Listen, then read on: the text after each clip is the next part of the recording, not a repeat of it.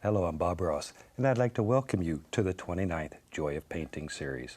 If this is your first time with us, allow me to extend a personal invitation for you to get your brushes and your paints and paint along with us each show. And if you've been with us before, please allow me to thank you for inviting us back for another series of painting shows. We'll use about a dozen colors of some unorthodox brushes, and each show I'll show you how to put some of nature's masterpieces right here on the canvas. So I tell you what, let's get started. Today we'll have them run all the colors across the screen right there that you need to paint along with us. While they're doing that, let me tell you what I've got going up here.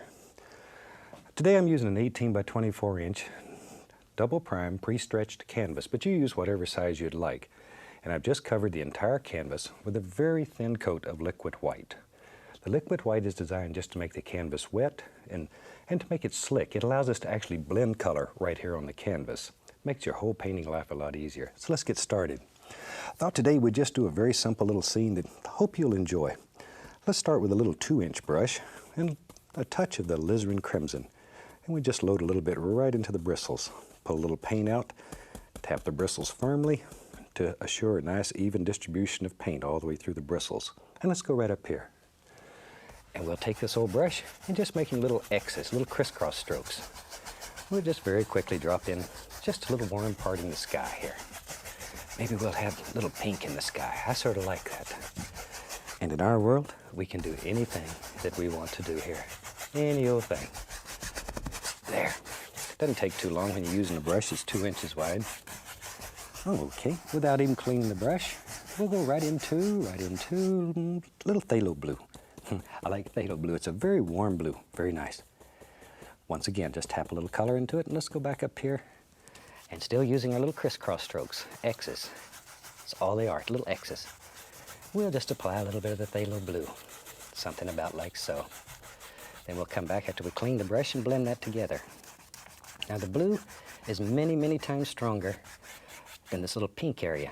It'll just eat it up, so be careful, it'll all go away.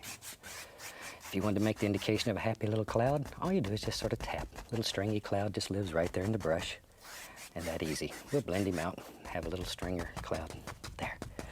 Let's see, while we have that on there, let's have some water in this painting. I love water, and it's very easy to paint in this style. Still water is always level. And I think today we'll have still water, so pour from the outside in. Outside in. Something about like so. All right. While I have a little brush going, I want to darken the corners a little bit. I'm going to take a little Prussian blue and just add in the corners here and there. A little bit up there, and we'll go over to the other side and add a little more, and then down toward the bottom. And we'll put a little down here too. I'm just putting a little Prussian blue in each corner to darken it. And then the most fun part of this whole technique is washing the brushes. Since these are oil paints, we're washing our brushes with odorless paint thinner. Shake off the excess and just beat the devil out of it. That's really the most fun part of it. Now, with a clean brush, and it's relatively dry from just beating it, we'll start in the light area, which is the pink, and we'll blend it all together.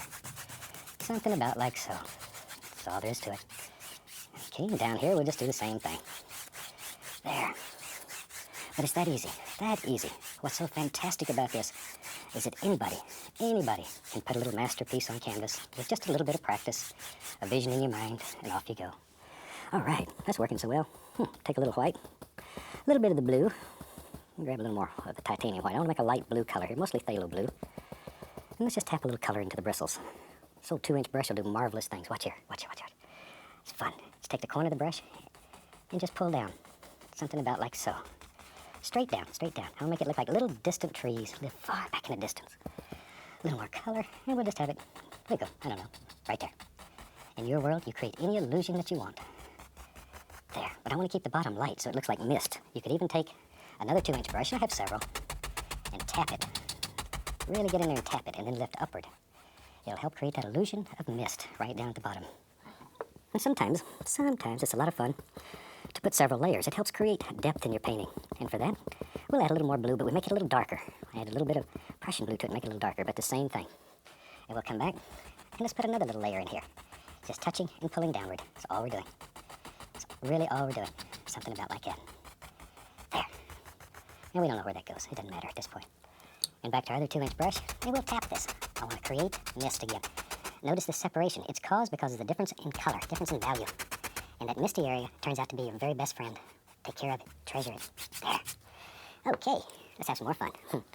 Let's see, let's take some black, some Prussian blue, and a little phthalo blue. It doesn't matter, we just throw it on there. Crimson too, what the heck. Be brave. Be brave. Oh, let's put a little sap green in there too. It's getting close enough we should begin seeing some color. A little bit of white. Don't want it totally dark yet. There, perfect. Okay, let me wipe the old knife off. And let's get us fan brush. We'll use a fan brush. Load it full of color, both sides. Both sides. Okay, let's go up in here. Now maybe in our world, there lives, it does now, some little trees back in here. Now these are a little closer. You're seeing a little more detail, a little more distinct. There. And we just drop them in. We don't know where they go. Wherever you want them. That's exactly where they should live. Don't put too much detail in here. It's too far away. You're not going to see a lot of detail. You see detail when it's very close to you. When things are far away, you make out form, shape, basic color. That's all. Save the detail to the foreground. The lack of detail helps also create that illusion of distance and depth in your painting. It's very, very important. Very important. Okay. I'm going to tap a little of that. That'll help create that illusion of mist down there too. There, lift slightly upward. Lightly. Just a little bit. See? Now then, you know, as a traditional painter, one of the hardest things to make effectively was reflections. Watch how easy. I'll take some of that same color. We'll take a 2-inch brush touch and pull down. Just pull straight down. It's most important to go straight down. Something like so. Straight down. Make those noises. And very lightly go across. There. And instantly, we have some nice reflections. That's simple. Now here's something that's funny. Take a little, I just use a little white. You want to create another plane in your painting. Take a little white and lift upward. And it'll make little areas back here that looks like a whole different plane, and the white will end up looking like little trunks in those trees. There, it's easy. Let's put a little water line. For that, we use liquid white. Pull it out very flat, flat as you can get it. Cut across, okay? And we go right up in here. And we can just drop in just a little water line. Just have a little water line goes back in here somewhere. We don't know where it is. Don't know that we even care. Just let your imagination take you anywhere you want to go. A lot of times I start a painting, I have nothing in mind but the time of day and the time of year. And from that, you can paint some fantastic little scenes. Don't worry about it. You don't always have to have a perfect vision in your mind before it is you're going to paint.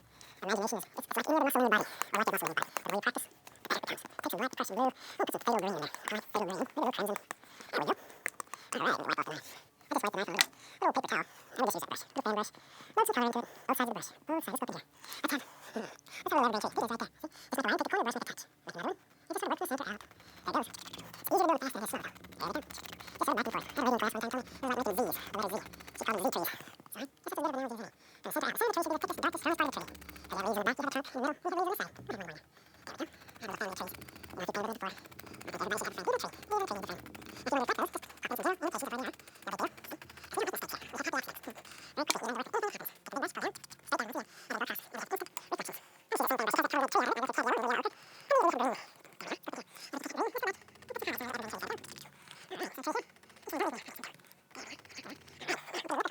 Alright,